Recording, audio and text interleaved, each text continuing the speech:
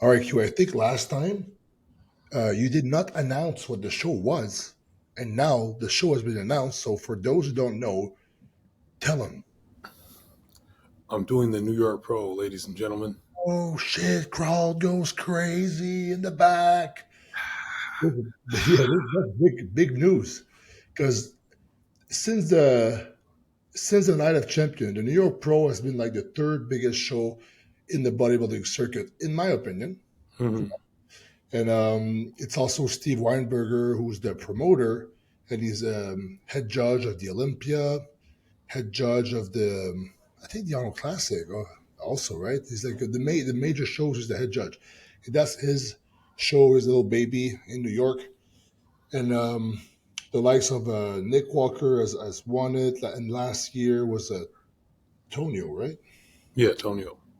So a lot of great guys have won it in the past. Dorian Yates has won the Night of Champions and then proceeded to win his first Olympia. So Mhm. um, the New York Pro is like a big show to like put you on the map if you do really, really well. If you're top five at the New York Pro and you look fucking awesome, this like gives you a lot of momentum for the rest of the Top season. five. Top five is a failure.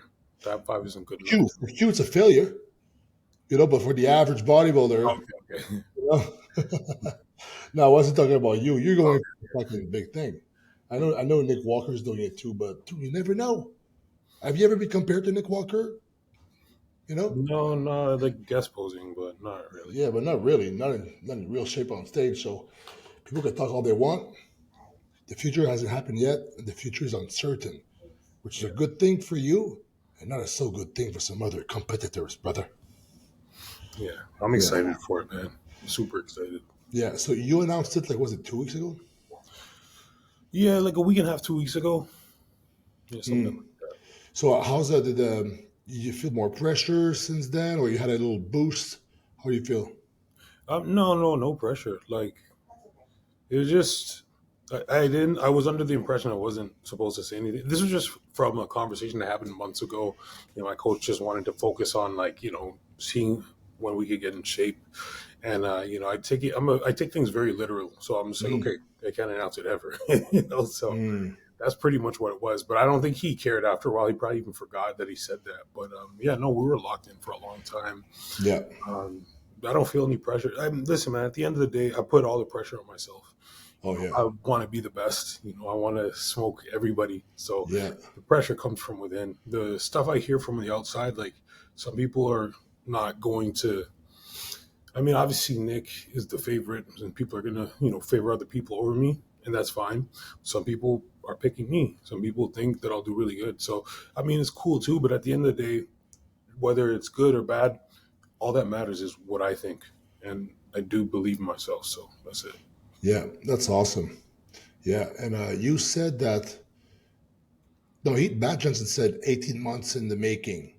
So Hmm. you've been prepping for like maybe not this show exactly, but with Matt Jensen for like 18 months, and Yes. you make like really good progress, and then you start dieting down, and then you kept it under wraps. But I find personally for me, um, I had that feeling for you that because you announced it and you look so fucking good, it kind of gave you a boost to like even be even more motivated and just keep Yeah. pushing. Yeah. I mean, I find motivation in anything, man. But it Hmm. definitely, like, just I sent him a picture one day. He posted on his feed, and he was like impressed, and that for me is like, oh shit, my coach is impressed. All right, Yeah, that's dope. Yeah, that feels good, right? Because we see our bodies every day, especially in prep. You always analyze. So sometimes, like, yeah, I guess I'm decent, but like we don't know. So we need that validation, Yes, And when we have it from like our coach or somebody important in the like industry, like when Jay Cutler comments on your picture or whatever, right? yeah, It's like it's pretty cool. So for sure, for sure. yeah, so it's always fun to have that little validation. But at the end of the day, when it's like dark outside, you gotta do your fucking how many minutes of cardio? Q? A I'm lot. doing 110 minutes of cardio every day for the past at least month. Yeah. So let's say it's 40 minutes left, and you fucking didn't do it earlier in the day. It's fucking dark. There's no cameras. There's no validation. There's no comments. There's no nothing. Mhm. All that's left is just like the will to fucking win and discipline. Yeah. And that's what I love personally about bodybuilding. To be honest, when I compete, is like it's like how how deep can you dig, you know? Yeah. And a lot of people they just fucking don't dig that hard, but some people do. Like you fucking this year, I think you fucking right in the fucking trenches digging. Thanks, man. Yeah, man. We've been digging, man. Like, Yeah. shit. Like it's been good though. It's good. I've never been pushed like this, but I've this isn't the worst I've suffered. Even though I'm doing so much more cardio, it's just weird. My mindset's different. I've just Mm. learned to like meet it with open arms. And the posing coach I work with, Joey Belt, um, he's just really. It's so strange because I've worked with different people for posing. I've tried different styles of posing, and like I've always had trouble, even though I practiced a lot. But it's just the way that Joey connects with me. He's able to like motivate me to always do more. I'm always like posing on my own, trying to like do better so I can impress him for the next session. And with the changes he's made in my poses, I can see the instant value. I can see how it like really complements my physique. So it's just been such a game changer in how to display my physique. So I'm definitely grateful for Joey Belt. Joey Belt, let me find him while we greet Justin. Joey Belt. Oh, no. Oh, yeah, right here. Let me know. Is he here? Is not supported. Oh, I don't know. But let me share this for now. Bing, bing. So is that him? Yes, that's him. Okay, let's see. Oh, he's right here with Derek. Hey, looks pretty good. When was that? Oh, that was a long time ago. Because 212 is still, we should change that up. Strong 2. What's Sean Roden right here? So he's a good pro too, I guess, right? I don't think he's pro yet, but No. Joey one belt. he's Let's a see. I don't know. I guess he's not his bio at least. yeah, but he eats, sleeps, and breathes bodybuilding, man. He's been in this for a long time, Yeah. and he's got passion. Like I've trained with him before. Like you can feel the passion in the guy. Like the guy Mm, loves bodybuilding. that's So it's awesome. it's nice when you're like around somebody like that. It Is always that brings him? Is that him with Hunter here? yeah. He's worked with a lot of guys for posing. Oh, it does he? Yeah. So what makes him like a great coach? You just like the style of like poses or the tweaks he gave you, or For me personally, my hardest part was always going and practicing the posing on my own time for yeah. like maybe I just wasn't like encouraged enough, and I still did it, but I just maybe didn't do it with like the most energy. But I don't know, he's just found a way to like, I don't know how to explain it. I guess it's just in that way from like a teacher to a student. He's Mm, just found the way to get to me to where I'm like, shit, I'm gonna turn it up when I'm posing, when I'm on my own. I'm gonna like, so yeah, he's just yeah. The sessions, I feel like a lot of posing sessions are just very straightforward in terms of what they want from you. They might get you to change this, change that, tweak this, flex this, But it's the energy, man, and what he brings out of me, and just believe that this guy is and Matt, uh, hmm. we're the trifecta, man. We're gonna bring something incredible. That's awesome. Yeah, I'm really curious, like, because it is hard. I'll give it a follow. Boom. It is hard to practice on your own when you're depleted already from all the cardio and training and shit. Mhm. So, I do I do it first thing in the morning, like before I do cardio. I do like three yeah, rounds, sometimes more. I mean, honestly, it doesn't feel that bad. It doesn't feel that bad. I'm not gonna lie. no, for real. Like the best time I've done it was like in the morning, Mhm. and you just hold the poses. And Justin Shier actually, who's going to be on in a couple of minutes, he showed me this app with a timer. And it's pretty cool. I'll actually show him the screen right now. And I was like, oh, I wish I had that 10 weeks ago Yeah, because it me. made it like simple. You don't think, you just put it on, and then you hold the poses. Yeah. Where is it? Um, Maybe you'd like that too, actually, for the last I couple of got the weeks. app. I got the app. You guys Oh, showed you me. got Oh, the yeah. app. Yeah. Oh, okay. Is it a thing your coach, wasn't coach told you to do? No, no, no. He was wherever I saw you and Justin, or maybe it was on one of the podcasts, but you guys showed me it. So this is a, oh, that's me on the, that's a workout on my bike on that thing.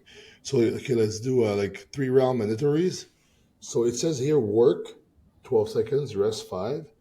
I wish I could put more. You can't do between 5 and 10. So that Mm. 5 is a little short to do a transition, like on Yeah. stage sometimes, because the people that do the Christmas tree, they hold it right. But then repeat 24. So 24 is like 3 rounds of mandatories. It's a total of Yeah. 643, which doesn't seem like a lot, but it is hard. So what happens when you start? So now you walk to the stage, and then boom, like you hold your front double Mhm. bicep, bang, bang, you hold it, keep your legs tight, focus on the core, the last part popped and out, and then boom, then you take a breather, slowly go into your front lat spread, then boom, you hold it. Yeah. So it's pretty cool. So Pretty the app is fast. called Interval Timer, one word, and the icon is like right here. Mm. Yeah, Yeah, I got it. yeah, for the people watching. It's good shit. Yeah, so you do like a 2 or 3 rounds with that, like Yeah, Justin I said. do like two. Sometimes I'll do like two straight rounds in the morning, and then I'll do like a 2 rounds of my presentation. So, Nice. hey, Justin. Justin, we were just talking about the interval timer app you show me. Oh yeah, it's the shit, right? Yeah, because Justin's posing coach for this year, new of this year, is Joey One Belt. Yeah, yeah. KJ And Center Stage. yeah, Yep. exactly.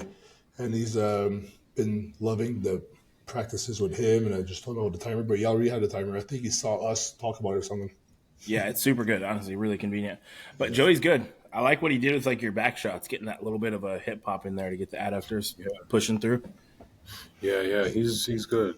Yeah, It's he so is funny. good. The first time we tried that, I couldn't hold it for shit, and I Really? think that was the thing. When I saw the picture of how good it looked, I'm like, and I remember I sent it to Matt too, and Matt's like, "But your glute isn't flexed. We can't see the I condition." know. He's like, I fight. he's like, I Matt, same thing with me because "Oh I yeah, push it out. Yeah, I push yeah, it out to kind of get the adductors to fill in. I have yeah, the picture here. He posted it on his let me pull it up. People don't will understand. So here is like your glutes flexed. See the hams? There's a gap here of the adductors. Here's the hips somewhat tilted back. I don't know how much you did it, but look, the gap mm, is filled up with the adductors. But yeah, then the goal is like, okay, how can I fucking make my glutes straight here? Right? yeah." You just So I gotta figured it crank. You out. just gotta squeeze those fuckers and yep. Yeah, it just takes a lot of practice. Like yeah. I figured it out. Bro, it was, man, that first week was rough, man. I'd be hitting the pose, falling over. Like I'm like, how the fuck do I hold this, bro? It was crazy, Yeah. but we Because you got it. gotta tilt it back and flex your squeeze your glutes together like on the first, Yeah, but tilted, is that what it is? yeah. It's so unnatural. I think that's what Regan does, right? Or Regan that's Regan does does the same thing. And you yeah. can almost create a little tension in your glutes by pushing the hips back. So you can get Mhm. detail in Oh, the with the glutes by like floor. lengthening them. You know what I mean? Yeah, You know who was good as that? There was this guy. Oh shit, what's his name? He always did like he did the wave, the side glute wave, Mm. or Val Osladil, something Oh, Osladil. Luke Ozadil. Yeah. Yeah, let me find. He had Yeah, let me crazy find glute. him. Yeah, Yeah, crazy glute control. Samson Osla. does it too, eh? Yeah, he does. Really? Yeah. That's how he hits his back shots. Yeah. So it's funny because like I wonder what Samson's glutes no homo. I wonder what his glutes would look like if he just pushed them forward and flexed them hard. Because it Thing probably is he's show him. not like for me. I push it back because I just don't have like the thickness in the legs. But I think for him, he definitely does. I think so too. I mean, his legs are massive. Legs are huge. Yeah. Okay, I got a good example here. Let me share it. So right here, you can see, and Yeah. they're like, see the hamstring drop here. It's Hmm. pretty impressive. So, but it's kind of bad quality. But you see, there's the striations, and they're kind of Yeah. they still flex even though they're pushed out. Another one that's a good example. That Oleg guy. Olehk. You know that guy? Yes, him. He has like crazy rear shots where he pushes the adductors out. See here, like they're pretty, like they look like they pushed in, right? But they're Yeah. actually like pushed out because of Pushed out. the adductor right here. But they fucking hard as nails. Like, look at the side glute here. Yeah, crazy. Very cool. Yeah. It's just a balance of not cranking that in too far, and then you want to show quad sweep, but you don't want to hide the hamstrings.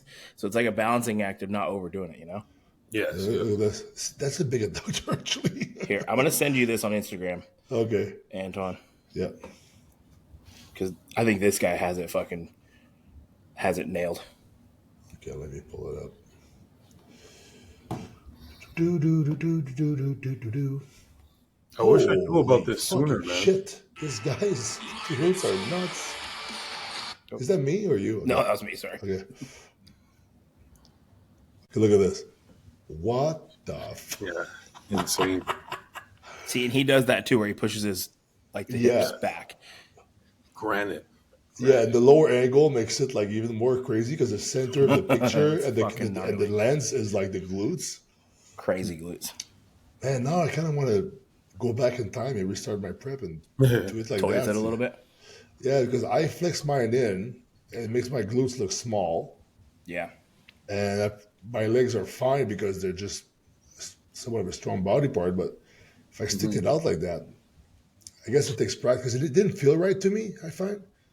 Because I didn't get the striations, but the cue, like you said, you practice for a week and then you had it. Yeah. Man. Yeah. I just practiced for a week. Yeah, bro, I fucking cranked that bad. I was going sore? rounds after rounds after rounds. Were you sore after? Yeah, and Joey will fucking push you, though, especially closer to the show. I'm sure you guys are doing some hard shit now, huh? Yeah, it's getting there. It's getting there for sure. I remember that, like, leading into Chicago, it was fucking middle of July, and I was posing outside on my back porch at like 2 p.m. with him. And it's like 104 degrees Celsius, and he's having me run these like 15-second holds. Like, it was like 30-minute session of posing outside. Like, whew, it was rough. Oh, boy. Wow. That's good stuff. That's how. You know who made me pose the longest? It was so annoying. Made me pose the longest? Flex Wheeler. Really? Yeah, it was like, why is this guy trying to kill me right now? I was like, what am I doing? It was so crazy because it was at the end of the day at 9 because he was like done at 6. So I had to like wait. Can you imagine that? You're 2 weeks out. You're so tired at night. You have to wait until you have the hardest thing you're going to do all day at 9 p.m. Harder than cardio, harder than posing, even harder than the yoga I was doing back then too. I would pose for like 45 minutes in front of like a Flex Wheeler, my little Speedo, like just wanted to fucking die. That's right. And as soon as it was done, I was like, take a Xanax. I'd be so relieved because I was so stressed out all day. Yeah, I mean, I was like on the verge of a relapse. It was 2020. Oh, okay, yeah. So I'd say that doesn't sound like something you'd do right now. No, of course not. No, that was 2020. This year, I just did myself. I didn't ask anybody to help me with my posing. Yeah, see, what's his name? Joey had me kind of do that same with mine. Yeah, I mean, it looks incredible for you too. Yeah, and also what I've noticed is that when you tilt the hips back, your lats get lower. Yeah, right. Like your spine shortens, so your lats get lower. So that's well for me. I mean, you can just make that whole hamstring and adductor completely disappear and have this really thin leg, or you can fill the space. Mm-hmm. It's you don't want to be that guy that's pushing so far back you don't have any lines and you're showing less detail just to fill in a gap. But like Regan's always done it. I always figured Regan's like back shot with glutes hamstrings perfect. Yeah, it's great. Good. Yeah, I think now what he does also, he told me that he doesn't stick them out as much. He tilts them a little bit. It's like in between flexed and like tilted to the max. There's like a little best of both worlds in the middle, I guess. Yeah, I mean, it looked its best last year because I think that the thing is, it also made it seem like he wasn't as conditioned each time. Like, for some reason, everybody loves striated hard glutes. Yeah, I mean, but I think you can accomplish both. You really can. You can. I mean you see that. Yeah, exactly. It's fucking crazy looking. Trying to find. I know C-Bum does it too. He does the half tilted. He does the old glute or hip pop. Huh. A lot of guys do. I mean, unless you're like Derek with those fucking crazy glutes, like, and you have more to gain by really fully cranking it in, I think it's the move. Yeah, if your legs are just ginormous and your lats are really low, I guess, and your glutes are huge, you can do whatever you want. I find that I can also like have a little more thickness through my low back if I'm not like squeezing and tucking the hips underneath me. You know what I mean? Here's the Yeah, reeds with a lat I spread. do. Yeah, perfect. See that? It's great. Mhm. See the adductors here? Yeah, that doesn't just happen by accident. You have to like position yourself to make it look like Yeah. that. Crazy bad. Freaking lats are crazy. Yeah. You know, I mean, I was talking with Morgan today. Morgan said that when I won my pro card, he did his first show, and I remember that Regan did his first show when I won the year I won my pro card. That's makes me feel old. Look at this. Regan did his first show. When did you win your Yeah, pro card? 2012. 2012. Damn, Regan's been competing that long. Dude, I was a pro already that year. I Don't say know. that. I just No, he did. Yeah, he's been competing for all this. What is that now? 12 years. that's crazy. I know I'm fucking old, but I just did my first show 2009. I know you're like fresh. Yeah. You know, you're like a seasoned. You like a season. Like you got the old man muscle, like already. But I've been competing for 3 years. Yeah, so it's like you cheated. It's like you just skipped the first 10 to 15 I years. did my first cycle at 31. That's the cheat code. Yeah, that's a good code. Attaboy. That's a good code. Yeah. So, So what's up? How are you feeling, dude? We 10 days out right now? Yeah, I think so. I Crazy, feel huh? good. I mean, I say feel good. I am good, but like you know Yeah. how it is, bro. I know, bro. Yeah. I It's know you rough, probably but- feel like shit, but you feel confident. You feel happy with what you're going to bring. Oh yeah, I feel really good. Good. I feel very, very good. I don't know. Like I'm not a guy that asks many questions. I don't know how he does the peak week thing. I'm just like, all right, we'll take it day by day. Whatever he says, we'll do. Yeah. I mean, he doesn't, I can tell you from experience, he doesn't do anything out of the normal. He's just going to cram you full of a bunch of beef and rice and olive oil and get you on stage. Yeah. beef, He'll- rice, he'll- and olive oil. Beef, rice, fucking No, ghee or imagine grass-fed butter. Imagine if he puts avocado with that too. Whoa! I don't know, but the avocado, I feel like in the peaking, I don't know. I do better with oils when it comes to peaking. I just digest it better. That's fair. Maybe it's just the extra the fiber in the avocado. Yeah. Just be shitting everywhere.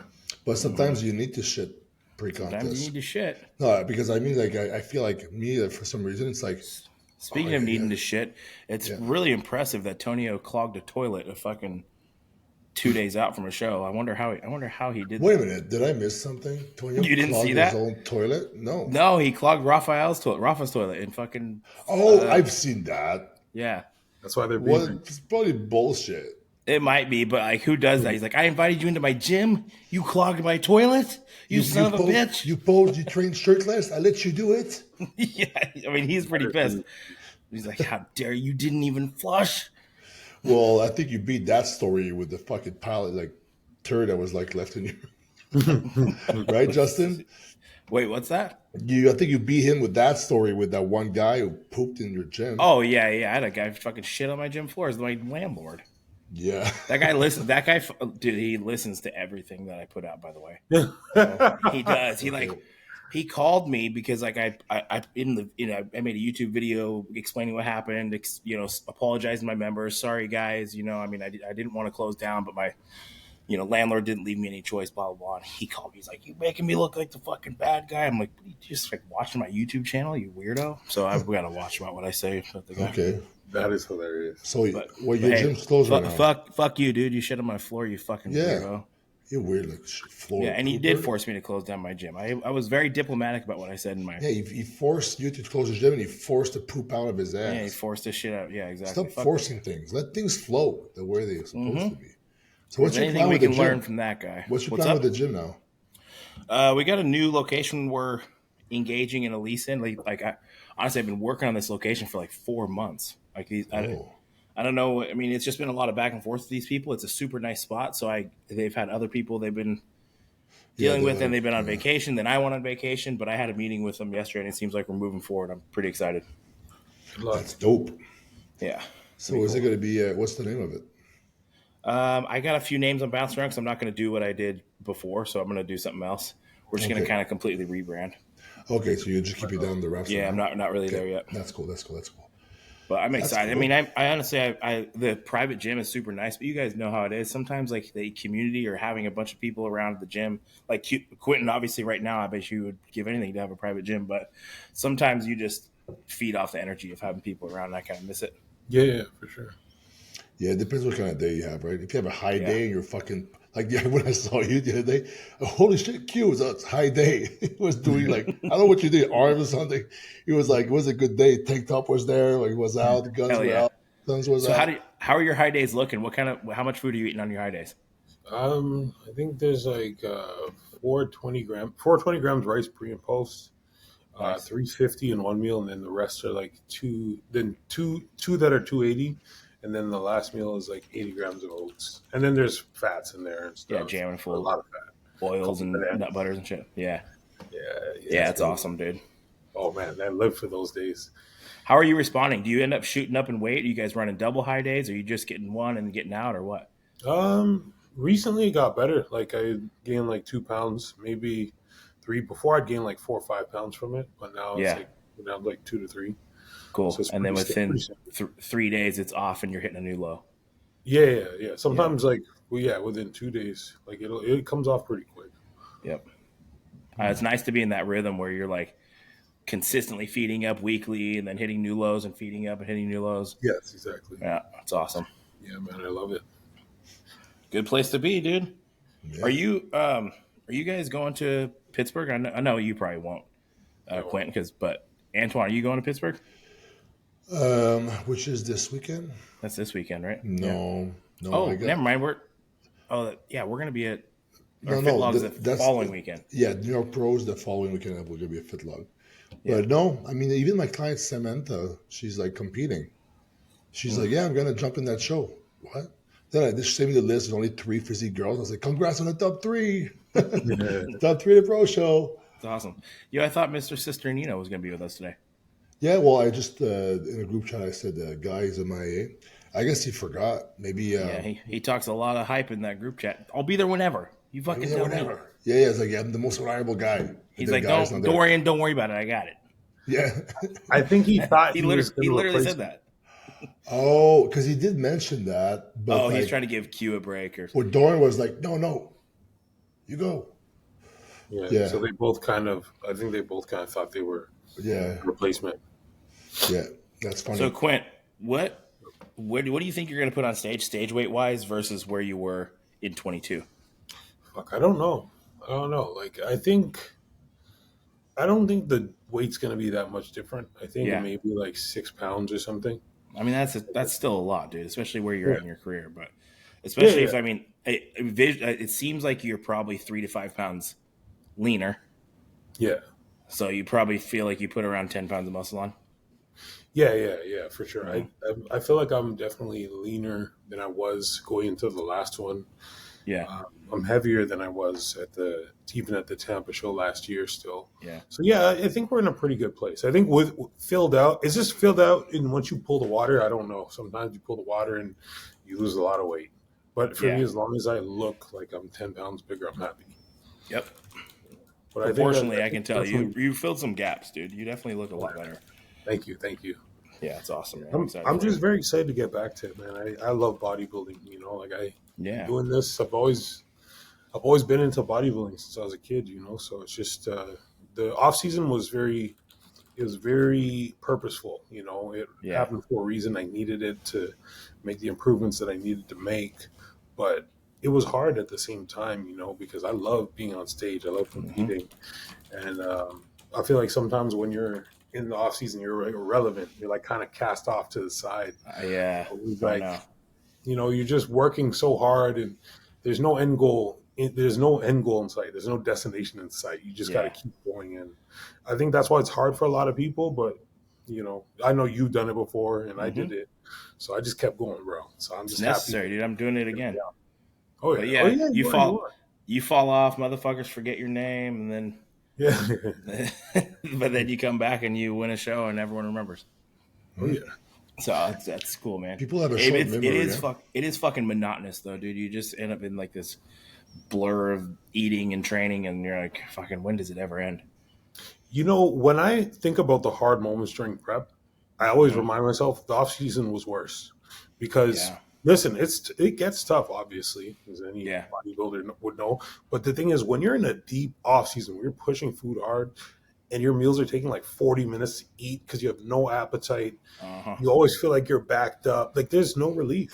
There's literally Yeah. no relief. There's never relief. At least now, you know, I could work my ass off, and if I get too flat, don't do cardio today. Let's do a high day today. Let's do a high day tomorrow. You know? Yeah.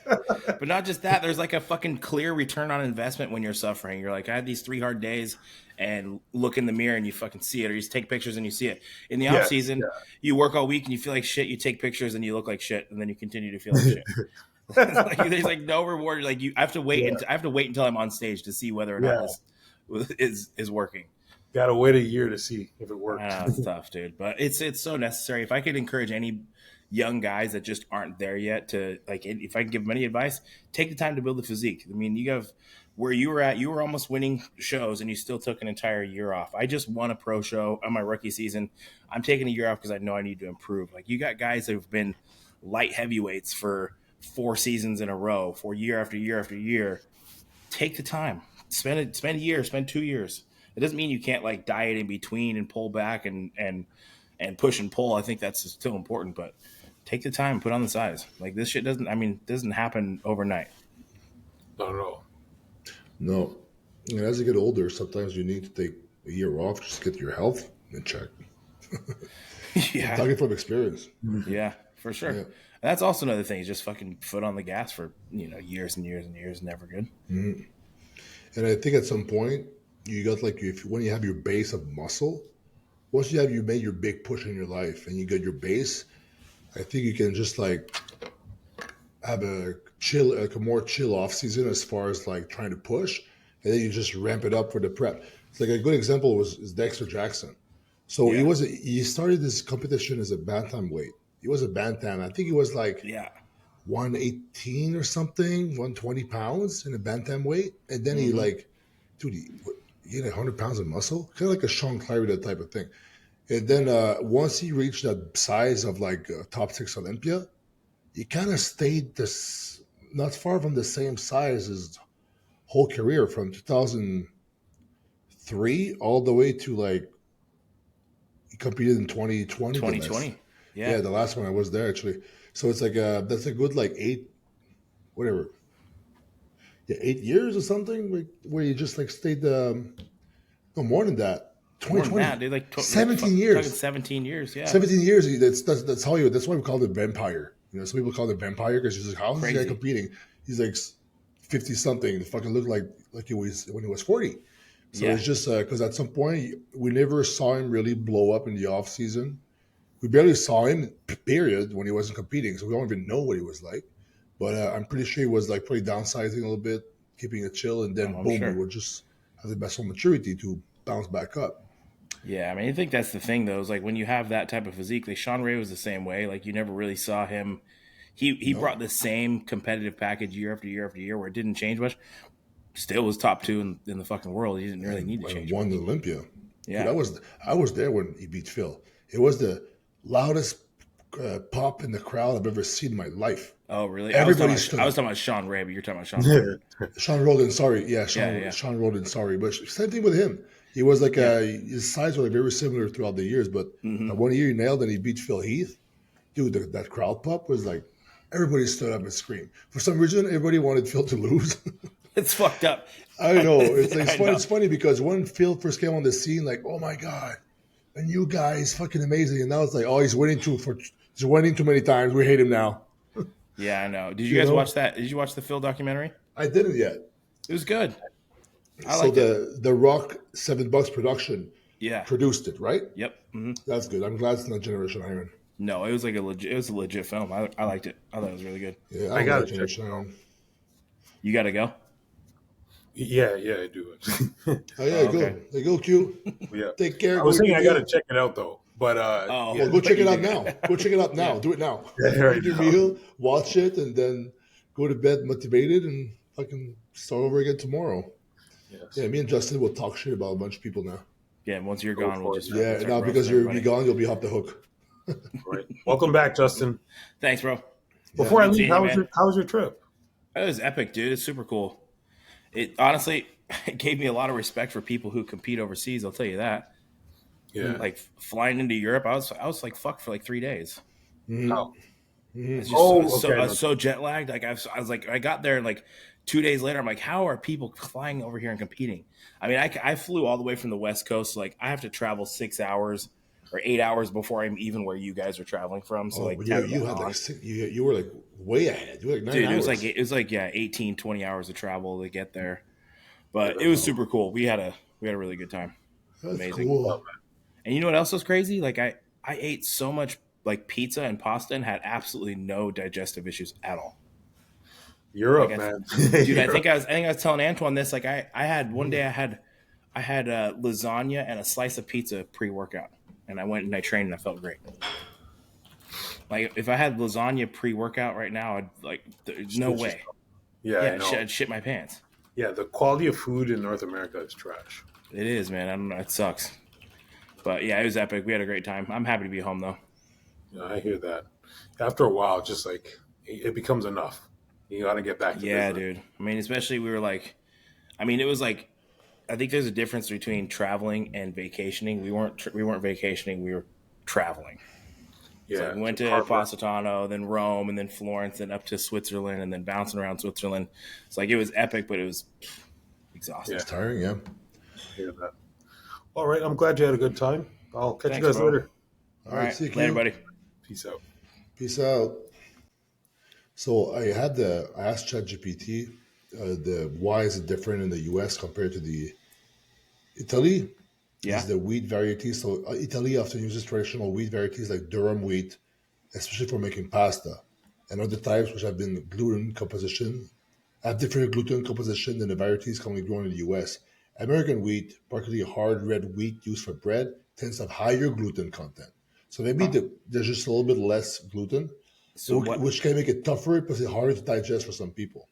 So what I also heard is that like it's like the drying process. Like I guess when they make the pasta, like here in the U.S., they are like flash drying this stuff, and that's why you see it's like hard and yellow. And then you look at Italian pasta, and it's like it's still kind of Whiter, pale and small. And like yeah, the pasta will stay the same size when you cook it in the U.S., but then in Italy you'll see it expand because poof it up. actually like reconstitutes. And Oh, yeah, I don't know. I that's guess cool.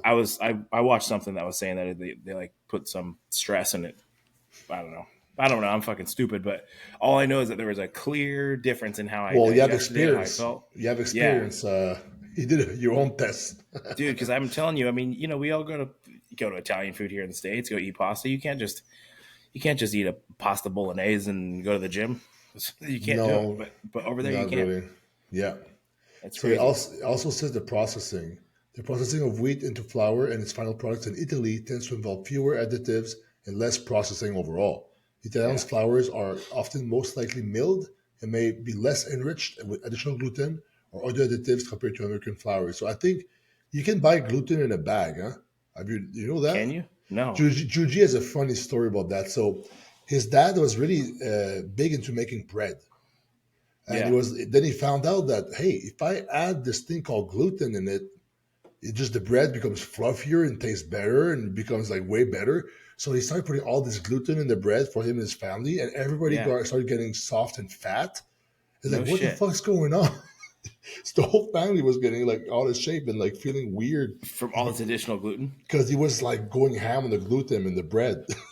I had no idea. I thought that was just something that was like inherently in wheat was gluten. I didn't know gluten was like a That's a story he told me. I'm pretty sure it's true.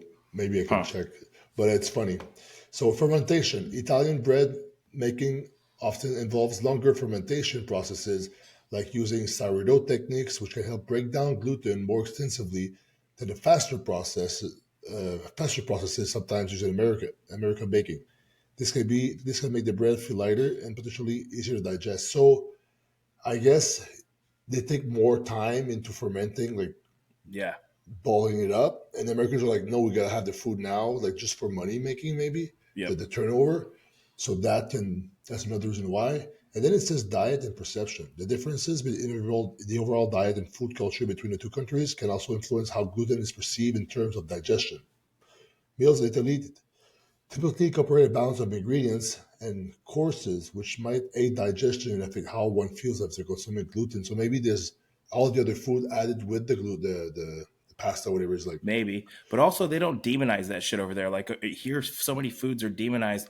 Like nobody's talking about like dairy intolerances or gluten intolerance over there. Everybody's eating dairy, cheese, milk, cream and pasta and bread. Like that's all day. So I feel like for us, a lot of times the intolerances we deal with is because of like an elimination thing.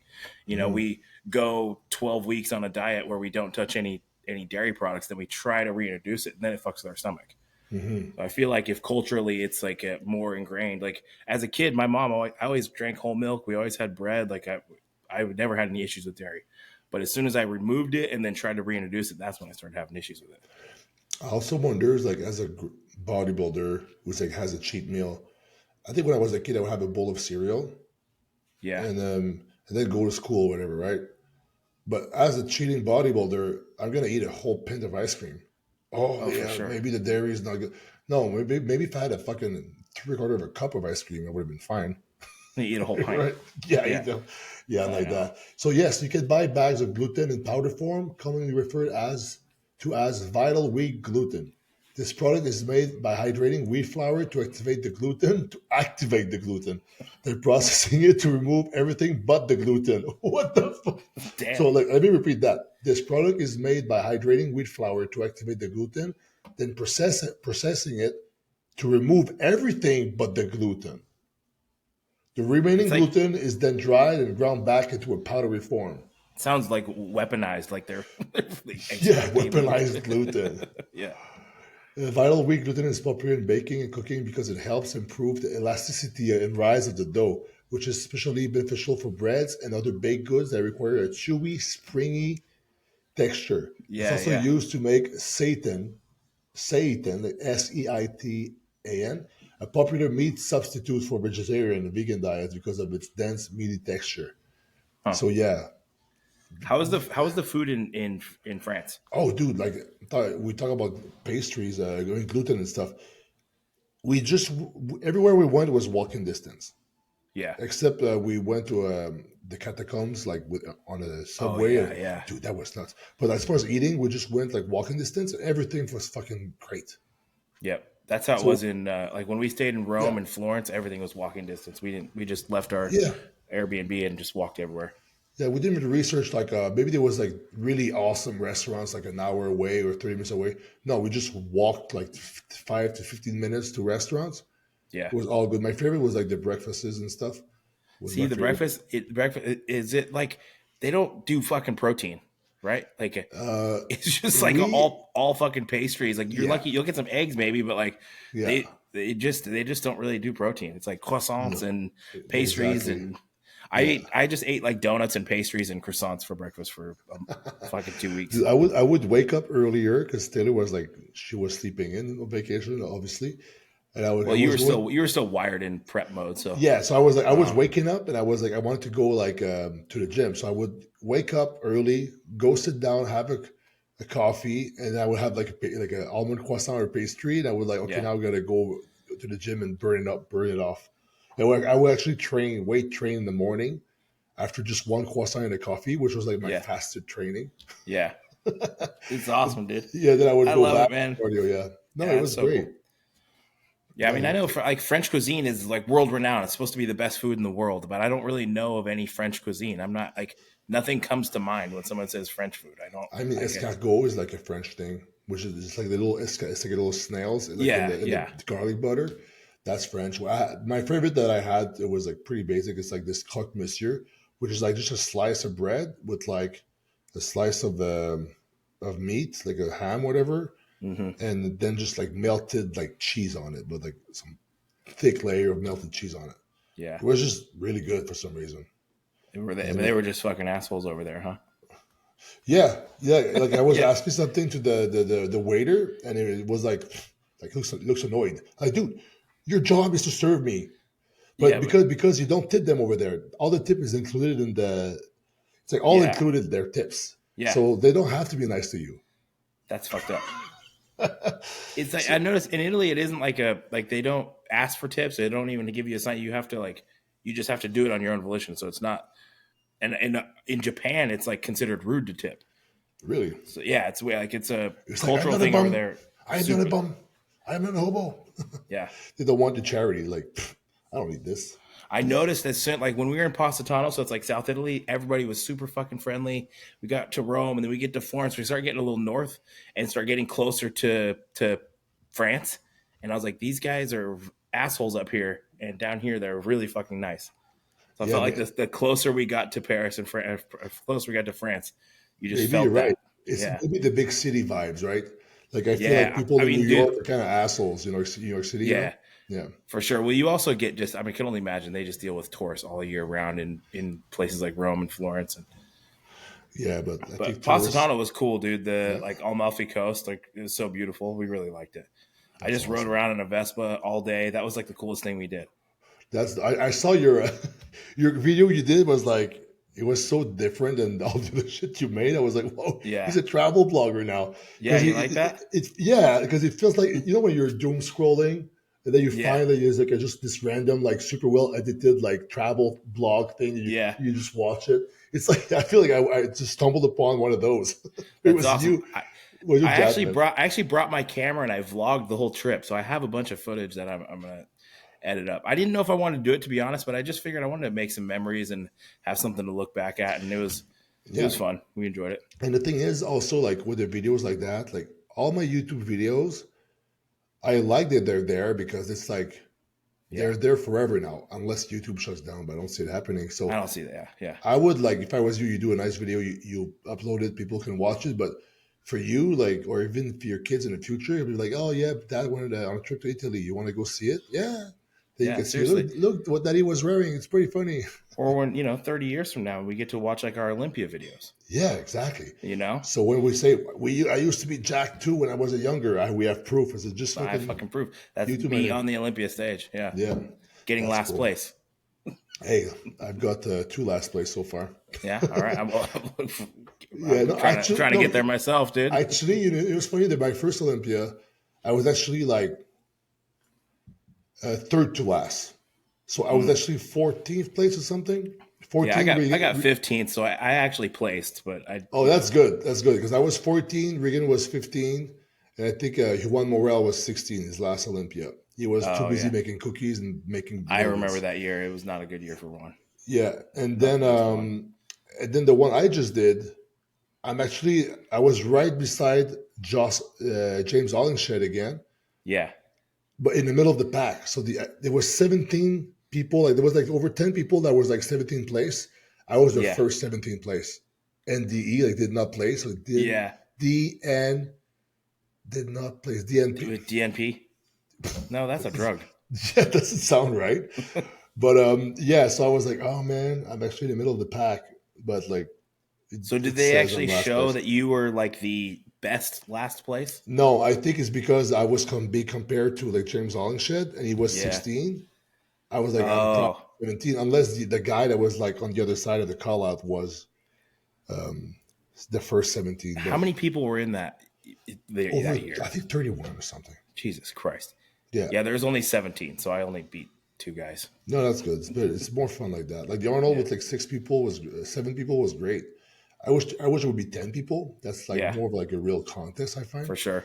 But It was hey, a bummer. It was a bummer being the last call out, but like I don't know. I was oh, watching dude, it. I know I it was feels watching like, everybody get called out, and it was like I was where I needed to be yeah. at that It's point in time. kind of you're always hoping, right? Because I know exactly Yeah. the feeling. You're hoping. Okay, maybe not the first, yeah, but maybe the second place. Maybe Call the out. second.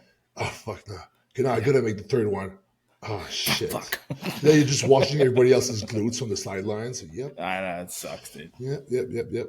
But the thing is, like, we have to tell ourselves that, okay, even if we're like 17th place, that's in the fucking just the world, right? In the world, I know. So like anybody cannot. You can like everybody try to get to that place. Don't. Yeah, It's just that for us, it feels like we're losing. yeah, But everybody else, but the first guy, is losing.